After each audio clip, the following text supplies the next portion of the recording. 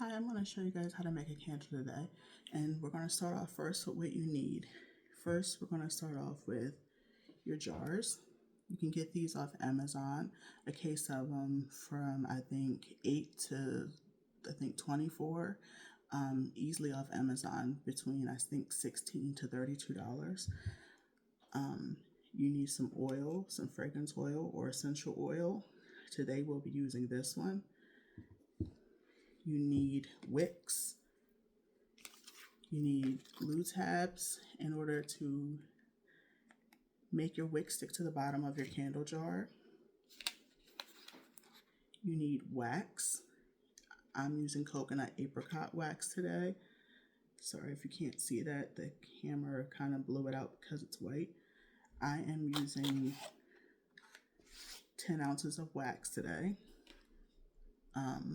And you need some kind of melter. I'm going to be using my candle wax melter, which is also something you can get off Amazon. I forget how much this one was, but this is what I'm going to be using today.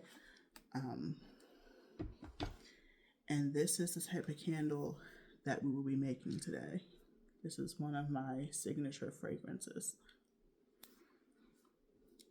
So we're going to start off by putting the wax inside the wax melter and letting that melt.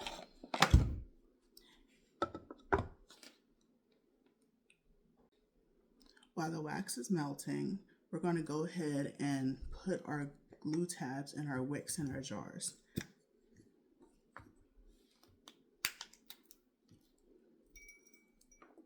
Now, the way I do it, and everybody does it differently, I stick the glue tab to the bottom of the wick and I peel off this backing right here. It's kind of hard to do with my nails, but I peel off this backing right here, which leaves me a sticky adhesive side. And I look for the center of the jar and I try to get as close to the center as possible. And I push down and I finish pressing down with a finger or a popsicle stick or a spatula if I need to. And I'm going to go ahead and do my next one.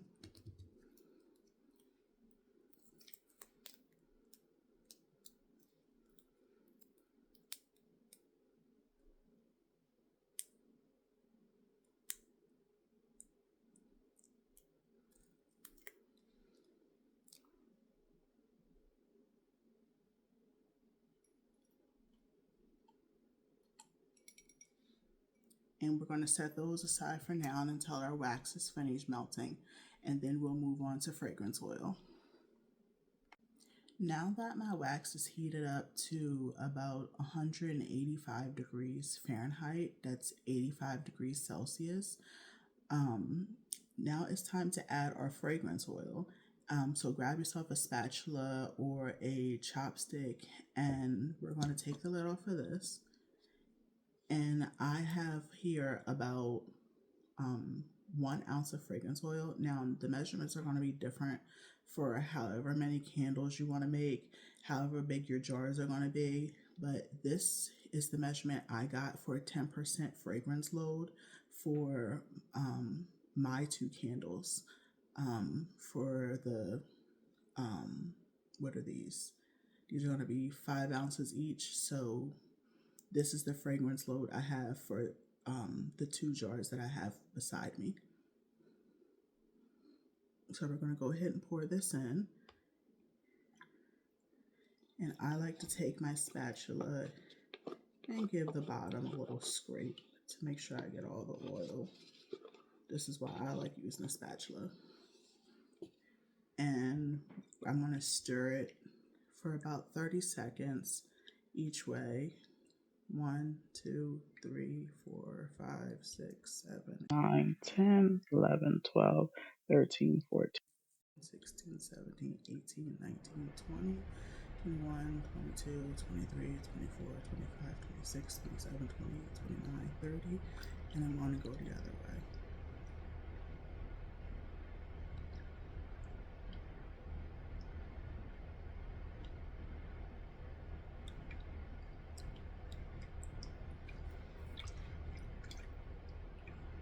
Now that that is stirred, I'm gonna let this wax cool at least about another 5 degrees, and then we're gonna pour.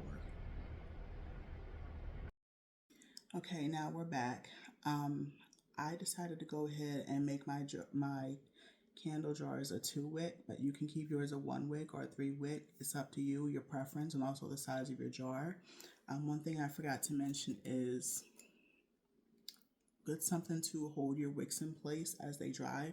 I use these popsicle sticks that have holes in them, and I just slip the wick through, and it allows this wick to stay in place as the candle is cooling and hardening.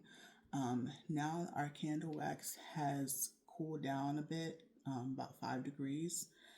I'm going to go ahead and pour the candle wax. I like to heat my jars up a little bit. I feel that it makes the wax adhere better, um, as well as if I have to do any cleanup, it's not hard before I get a chance to wipe anything down or before I get to fix anything.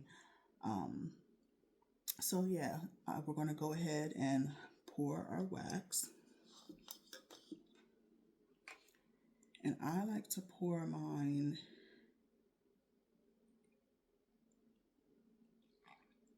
right about here.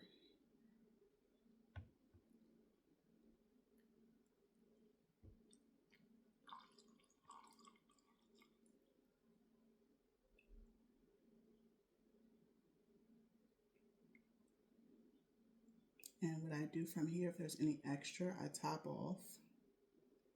It's a good starting point.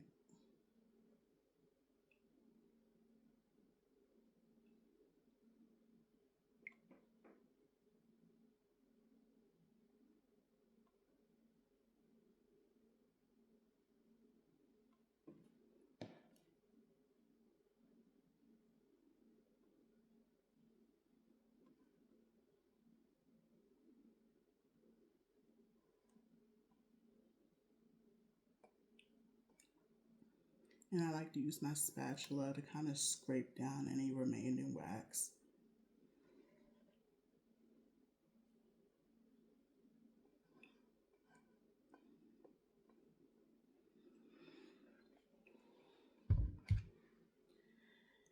And also one thing to keep in mind with these jars, also you don't want to move them as much. You want to kind of leave them in one spot and let them dry at least like 6 to 8 hours, if not overnight. Also, with these type of jars, they have lids. And with the lids, you want to make sure that you have enough room to put the lid on the candle. Otherwise, if you pour the wax all the way up to the top, you're not going to have room for your lid until either you burn down the candle or until you remove some wax. So keep that in mind. Now, and if it's an open jar without a lid, it doesn't, I mean, you still want to leave a little bit of room, but it doesn't matter as much.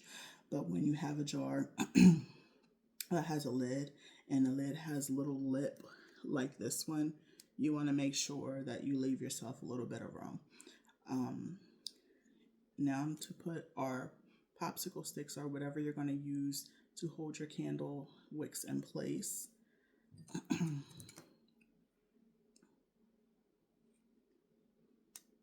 And try to get them as centered as possible.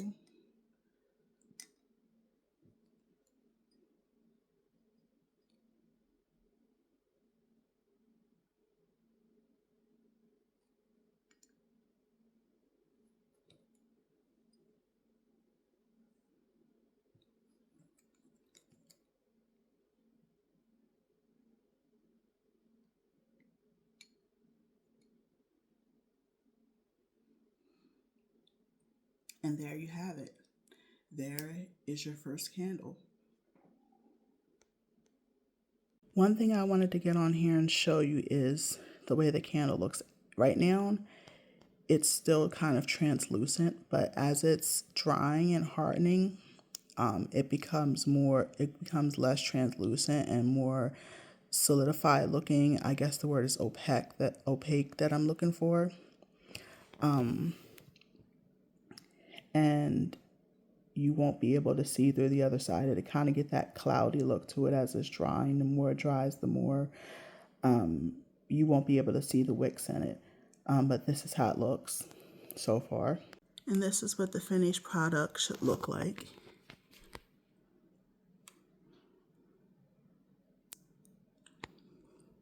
All these things that I used, you can find on Amazon. That is how you make a candle. All these things I have bought on Amazon. You can find them there. I'll leave the links to these products in my description box below. Thank you for joining me. I'm Shar, and you have a blessed day.